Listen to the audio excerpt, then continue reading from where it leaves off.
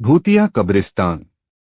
गांव के किनारे एक पुराना कब्रिस्तान था जिसे लोग भूतिया कब्रिस्तान के नाम से जानते थे। गांव में एक कहानी मशहूर थी कि उस कब्रिस्तान में रात के समय आत्माएं घूमती हैं। इस वजह से कोई भी रात के समय उस रास्ते से नहीं गुजरता था। लेकिन गांव के कुछ युवाओं ने इसे सिर्फ एक अफवाह मानकर चुनौती दी और एक रात कब्रिस्तान जाने का फैसला किया। राहुल, मोहन और विक्रम, तीन दोस्त रात के 12 बजे उस कब्रिस्तान पहुंचे। चांदनी रात थी, पर कब्रिस्तान के पास अजीब सी ठंड और सन्नाटा था। उन्होंने कब्रिस्तान के दरवाजे के पास पहुंचकर मशाल जलाने का फैसला किया ताकि उन्हें रास्ता साफ दिखे। जैसे ही उन्होंने कब्रिस्तान के भीतर कदम रखा, हवा अचानक से तेज हो गई और आसपास की सारी आवाजें गुम हो गईं।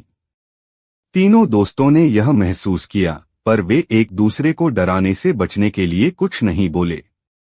जैसे जैसे वे अंदर जाते गए, उन्हें कब्रों के पास हलचल सी महसूस होने लगी। राहुल ने जब मुड़कर देखा तो उसे एक साया किसी कब्र से उठता हुआ दिखाई दिया। वह साया धीरे धीरे बढ़ रहा था। विक्रम ने जब उस दिशा में देखा तो उसकी चीख निकल गई। वह साया हवा में तैरता हुआ उनके पास आ रहा था। तीनों ने भागने की कोशिश की, लेकिन उनके पैर जैसे जकड़ गए थे। उनकी आंखों के सामने कई अजीबोगरीब आकृतियां घूमने लगीं।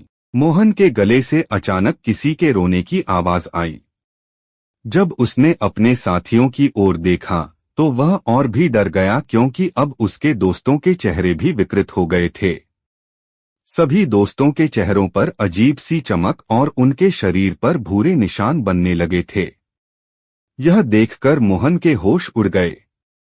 उसने अपनी पूरी ताकत लगाई और कब्रिस्तान से बाहर भागा। मोहन किसी तरह गांव पहुंचा और बेहोश हो गया। जब उसे होश आया तो उसने पाया कि उसके दोनों दोस्त गायब हो चुके थे।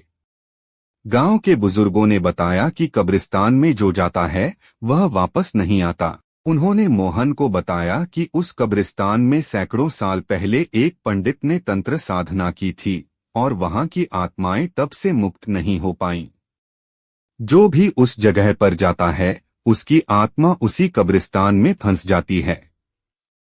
मोहन ने इस घटना के बाद कभी भी उस रास्ते की तरफ नहीं देखा।